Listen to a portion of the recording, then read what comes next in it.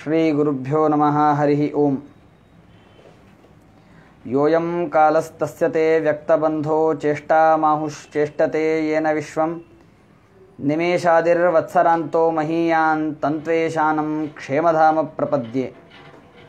श्रीमदानन्दतीर्थाख्यान् गुरून् विद्यादिवाकरान् वन्दे कुदृष्टिदुर्बोध व्याससिद्धान्तदीपकान्।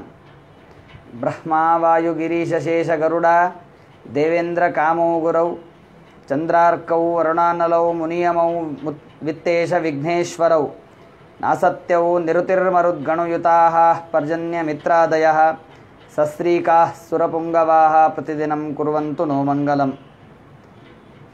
आदित्या दिनवग्रह शुभकरा मेषादयो राशयो नक्षत्राणि सयोगकांश्च तिथयस्तद्देवतास्तद्गणाः मासाब्दा ऋतवस्ततैव दिवसाः सन्ध्यास्तथा रात्रयः सर्वे स्थावरजङ्गमाः प्रतिदिनं कुर्वन्तु नो मङ्गलम्। श्रीमदानन्दतीर्थार्य शास्त्रदुग्धाब्धिमन्थनात् प्राप्ता न्यायसुधायेन तं जयीन्द्रमहं भजे। नौमिन्यायसुधाधिकृज्जयमुनीन् श्रीपादरट्सन्मणीन् व्यासार्यान् विविधागमाब्धिविहरान् श्रीवादिराजानपि वंदे हंसवरान् रघूत्तमगुरून् वैदग्ध्यवारां निधीन् श्रीसत्यव्रतराघवेन्द्रमुनिपान् सद्बोधसध्यानपान्। विद्यायां विबुधाचार्यं वेदज्ञानाब्धिचन्दिरं दुर्मतध्वान्तमार्तण्डं सत्यध्यानमुनिं भजे। सत्याभिज्ञकराब्जोत्थान् पञ्चाशद्वर्षपूजकान् सत्यप्रमोदतीर्थार्यान् नौमि न्यायसुधारतान्।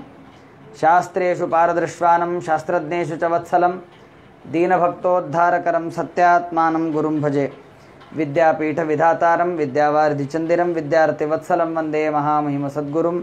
आपादमौलिपर्यन्तं गुरूणाम् आकृतिं स्मरेत् तेन विघ्नाः प्रणश्यन्ति सिद्ध्यन्ति च मनोरथाः। श्री गुरुभ्यो नमः। हरिः ओम। सर्वप्रथम सर्व भाविकांना नूतन वर्षाच्या प्लव नाम संवत्सराच्या अनेकानेक हार्दिक शुभेच्छा। हे नवीन वर्ष आपल्या सर्वांना समृद्धीचे सुखीचे जावो हीच ईश्वरचरणी प्रार्थना। सर्वांना सुदृढ आरोग्य लाभो, दीर्घायुष्य लाभो, अपमृत्यू इत्यादी सर्व अनिष्टांचा परिहार होवो अशी ईश्वरचरणी प्रार्थना करत पुन्हा एकदा आपल्या सर्वांना प्लवनाम संवत्सराच्या अनेकानेक शुभेच्छा आणि शुभाशीर्वाद सांगत ह्या वर्षाचे जे संवत्सर फल आहे ते आपण जाणून घेऊयात। चैत्रादौ उषसि स्मरन् मुररिपुं चोत्थाय शान्तस्वरे वृद्धोक्तिः परिगृह्य निम्बकदलं प्राशाज्य पात्रे स्वकं वक्त्रं वीक्ष्य सुदर्पणे च सुहृदा स्नात्वा समं भूषितः श्रुत्वा वर्षफलं प्रियैः सह मुदा भुञ्जीतदैवज्ञकैः। चैत्र मासामध्ये आपण युगादी, गुढीपाडवा हे सर्व सण आनंदाने, उत्साहाने, उमेदीने साजरे करतो। कशा प्रकारे नव्या वर्षाचे स्वागत करावे हे शास्त्रामध्ये सांगितलेले आहे। चैत्र शुक्ल प्रतिपदेच्या दिवशी उषः कालामध्ये जागे होऊन भगवंताचे ध्यान करून थोरल्यांचा आशीर्वाद घेऊन तुपामध्ये आपले स्वतःचे मुख वीक्षण करून पूजा करून गोपीचंदन इत्यादी सर्व विष्णू लांछनांनी युक्त होऊन आपले मुख आरशामध्ये पाहून भगवंताची सांग पूजा करून ब्राह्मण भोजन करून नंतर आपण जेवावे. त्यानंतर वर्षामध्ये काही काही होत आहे, कशा प्रकारे हे वर्ष जाणार आहे, हे सर्व जाणून घेऊन ज्ञानी अशा लोकांबरोबर जेवावे, असा हा शास्त्राचा आदेश आहे. आता आपण एकूण कालगणना जाणून घेण्याचा प्रयत्न करू. स्वस्तिश्री सूर्यसिद्धांताप्रमाणे समस्त सर्व जगाच्या उत्पत्ती स्थिती लय नियमन ज्ञानाज्ञान बंध मोक्ष ह्यांना कारण असलेला श्री महाविष्णू, त्या महाविष्णूच्या नाभिकमलातून उद्भवलेले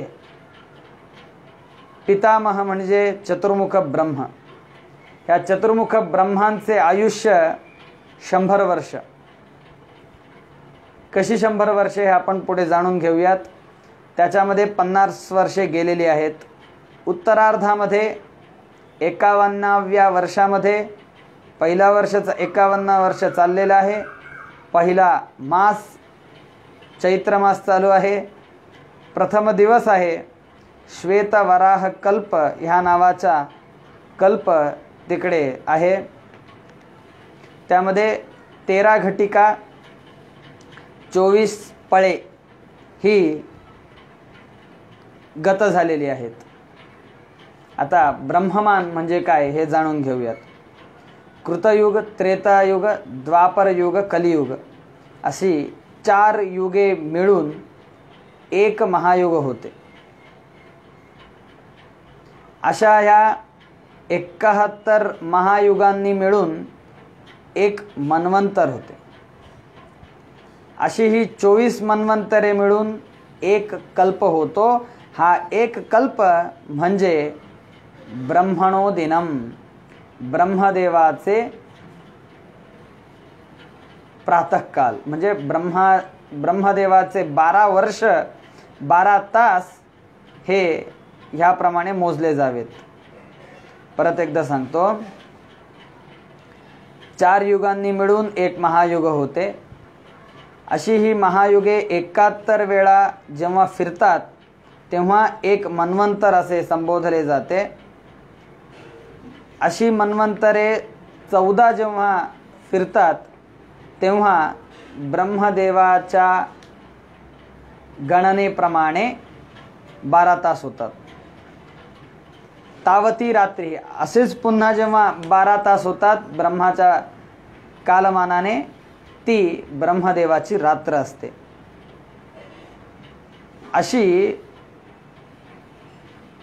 अशी 360 दिवसे आणि 360 रात्री मिळून ब्रह्माचे चतुर्मुख ब्रह्माचे एक वर्ष होते.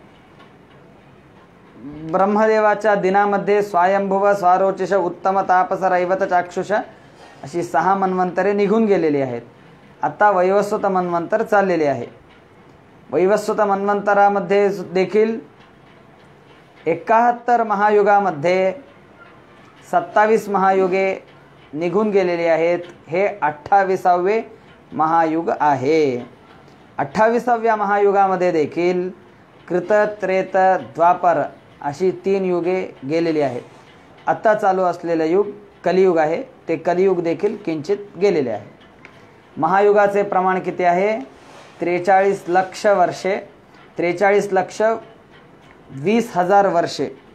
त्यामध्ये कृतयुग 17,28,000 वर्षे. कृतयुगामध्ये कशा प्रकारचे असते? चतुष्पादो धर्म, हा सगळीकडेच धर्म असतो. अस्थिगत प्राण, हा मनुष्य अस्थिशाबूत असलेपर्यंत जीवन जगत असतो. सत्यवादी जना, सर्वजण सत्य बोलत असतात.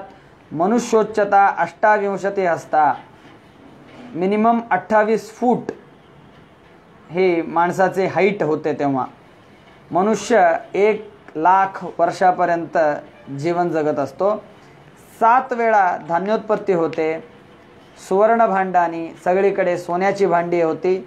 रत्नमयो व्यापार, रत्नाची देवाणघेवाण होत असते. पुण्य 20 पाप 0. त्रेतायुग 12,96,000 वर्षे. तिथे त्रिपादो धर्म, हा एक पाद धर्म कमी झाला, फक्त 3 पाद आहे. मांसगत प्राण, हा मांस असेपर्यंत माणसाचे जीवन.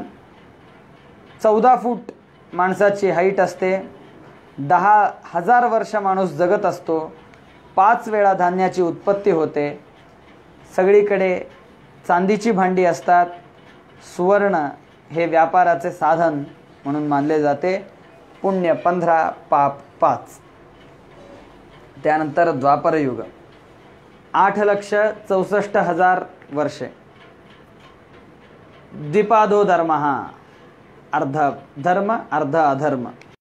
दीर्घगत प्राण, हा रक्त असेपर्यंत प्राण आहे.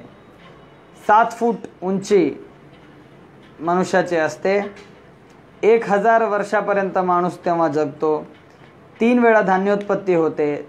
सगळीकडे ताम्रभांड आणि तांब्याची भांडी असतात.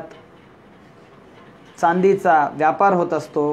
पुण्यम 10 पापम 10, 50-50. त्यानंतर येणारे युग कलियुग 4,32,000 वर्षे. एकपादो धर्म, हा धर्म जास्त नसतो, फक्त एक पाद असतं.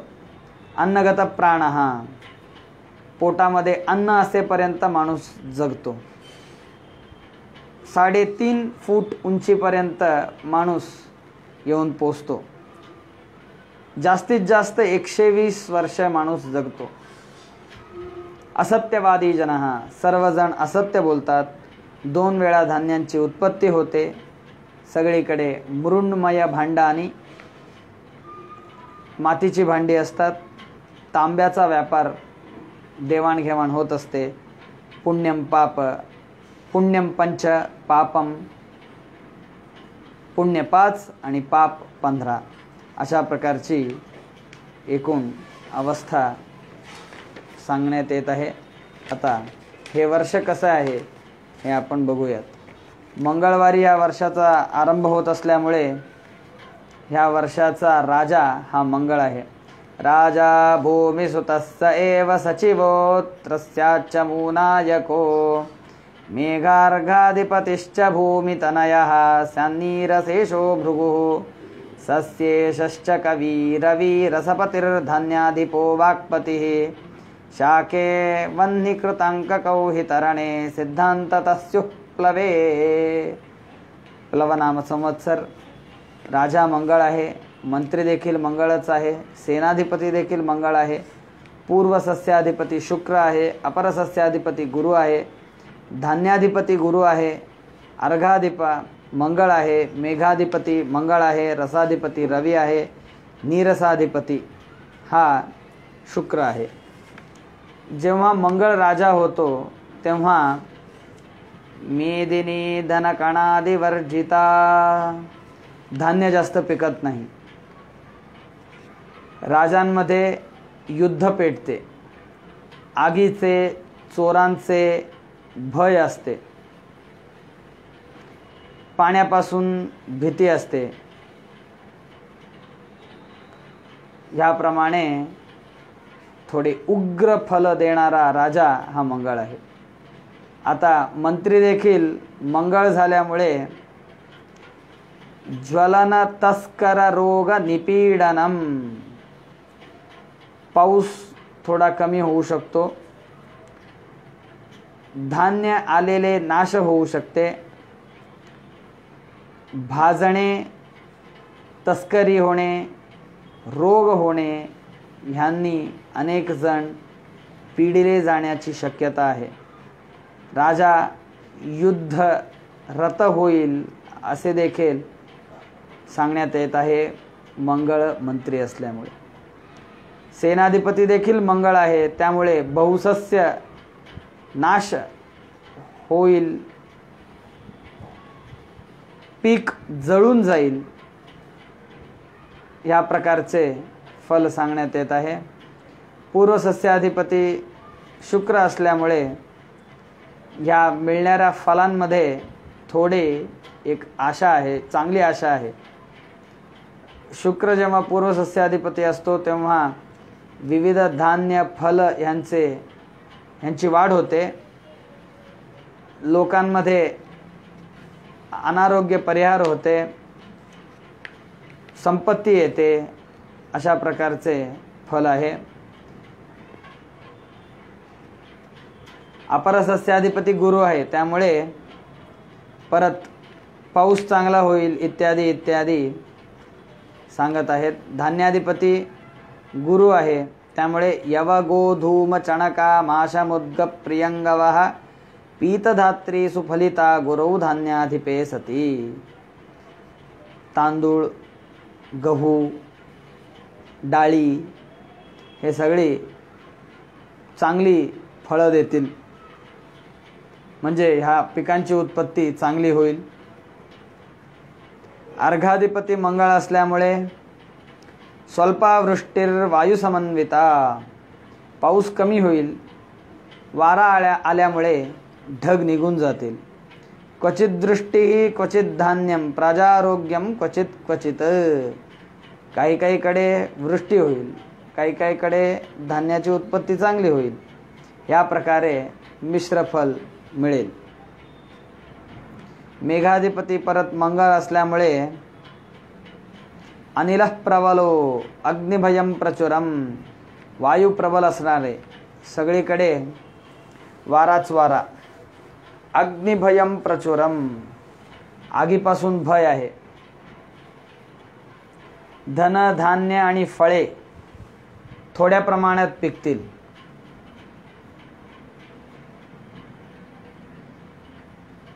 राग रोग ह्यामधून जनता पिंजून निघेल.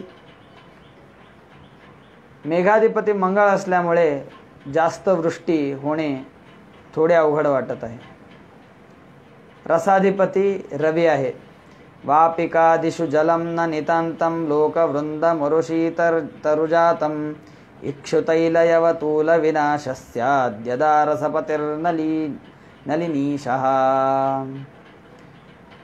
बोरवेलमध्ये, विहिरीमध्ये पाण्याची कमतरता होईल, पाण्याचा तुटवडा होईल.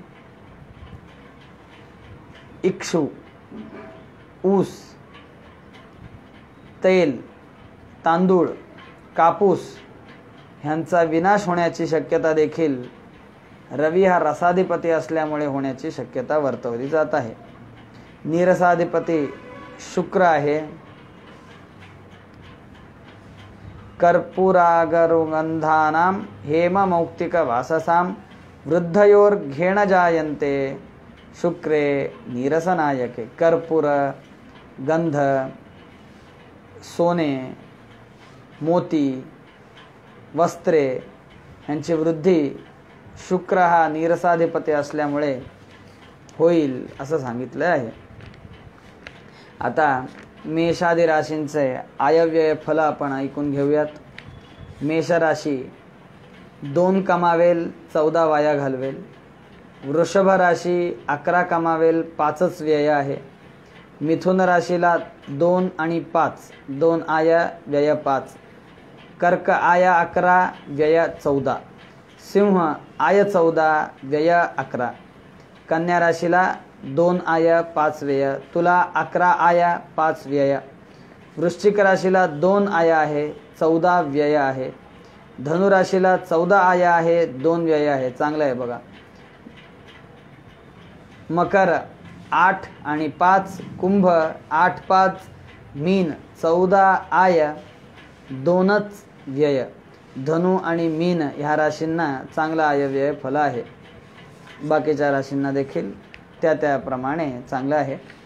ह्याप्रमाणे आयव्यय फल इथे सांगितलेलं आहे. त्यानंतर मेष संक्रमण म्हणजे संक्रांत, त्याप्रमाणे 14 तारखेला 14 जानेवारी या दिवशी संक्रांत आहे. विवाह इत्यादी मुहूर्त देखील काही काही चांगले काढलेले आहेत. ह्या वर्षी एकही चंद्रग्रहण किंवा सूर्यग्रहण नसणार आहे. 26 तारखेला आहे, मे 26, 10 जूनला, परंतु भारतामधून दिसणार नाही, त्यामुळे आचरण करण्याची गरज नाही. ज्या वृद्ध स्त्रियांना ऋषीपंचमी व्रत ग्रहण करण्याचे आहे ते अवश्य यावर्षी ऋषीपंचमी व्रत ग्रहण करू शकतात आणि त्याचे उद्यापन देखील करू शकतात. अशा प्रकारे एकूण पंचांगाचे फल आहे. ह्या पंचांगामध्ये यावर्षी 2 एकादशी आलेल्या नाही आहेत.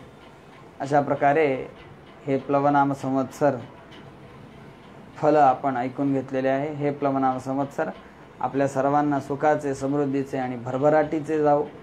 सर्वांच्या मनामध्ये उत्तरोत्तर अधिकाधिक विष्णुभक्ती रुजू देऊ. विशिष्ट पारायण करून, विशिष्ट तपस्या करून, विशिष्ट होम हवन करून दुष्ट फलांना आपण रोखू शकतो. त्याप्रमाणे आपल्या घरामध्ये असूनच आपण सर्वजणांनी भगवंताची विशेष आराधना करून भगवंताची कृपादृष्टी आपल्यावर होण्यासाठी प्रयत्न करूयात. श्रीकृष्णार्पणमस्तु. यः सर्वगुणसम्पूर्णः सर्वदोष विवर्जितः प्रियतां प्रीत एवालं विष्णुर्मे परमस्सुहृत् अनेन भावि यत्पुण्यम् अवाप्नोतु गुरुर्मम. श्रीकृष्णार्पणमस्तु.